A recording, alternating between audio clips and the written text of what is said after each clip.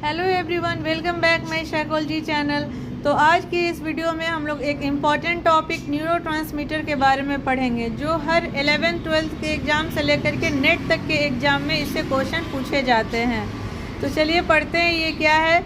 एक न्यूरॉन से दूसरे न्यूरॉन में सूचनाओं के संचरण में न्यूरोट्रांसमीटर की अहम भूमिका होती है। 1950 से अब तक 100 से अधिक न्यूरोट्रांसमीटर का पता लगाया जा चुका है, जिनमें प्रमुख निम्नांकित हैं। पहला, एसिटिकोलाइन। यह पूरे केंद्रीय तंत्रिका तंत्र, स्वायत्त तंत्रिका तंत्र तथा न्यूरोपेशीय जंक्शनों में पाया जाता है।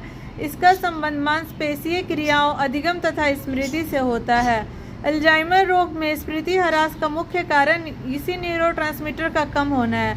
जब एज ज़्यादा होने लगता है तो अल्जाइमर रोग होता है, उसमें मेमोरी लॉस होता है। तो एसिटिकोलाइन का कारण ही जब कम होने लगता है ये वाला न्यूरोट्रांसमीटर, तभी अल्जाइमर रोग होता है। दूसरा है नोरपाइनेफ्राइन। यह स्वायत्त तंत्रिका तंत्र के न्यूरॉन्स में पाया जाता है। इसका संबंध जागृति अवस्था में सतर्कता से होता है। इसका समग्र प्रभाव सामान्य उत्तेजनशीलता उत्पन्न करता है। तीसरा है डोपामाइन। मस्तिष्क का वह क्षेत्र जिसे सब्सटेंसिया निग्रा कहा जाता है से यह उत्पन्न होता है। इसका संबंध ध्यान, अधिगम, शारीरिक गतियों के नियमन से होता है। डोपामाइन के स्तर में कमी आती है तो पार्किंसंस रोग होता है की संभावना तीव्र हो जाती है, और जब ज़रूरत से ज़्यादा डोपामाइन जमा हो जाता है तो मनोविकलता रोग होने की संभावना ज़्यादा हो जाती है। जब कम होती है तो क्या होता है, पार्किंसंस रोग, और जब ज़्यादा हो जाती है तो मनोविकलता।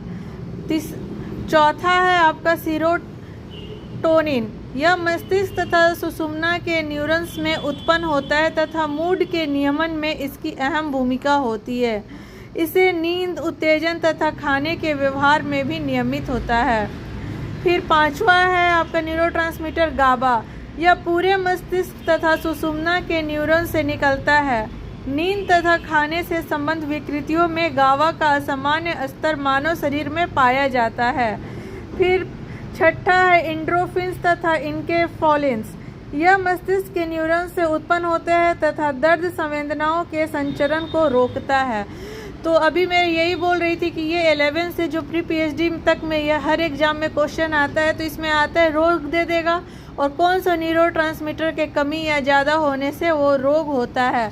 जैसे कि अभी एसिटिकोलाइन के कमी से क्या होता है, तो अल्जाइमर रोग होता है, मेमोरी लॉस होता है। फिर नोरपाइनेफ्राइन से क्या होता है, तो जागृत अवस्था में सतर्कता होता है, उत्तेजनशीलता उत्पन्न करता है। डोपामाइन के ज़्यादा होने कम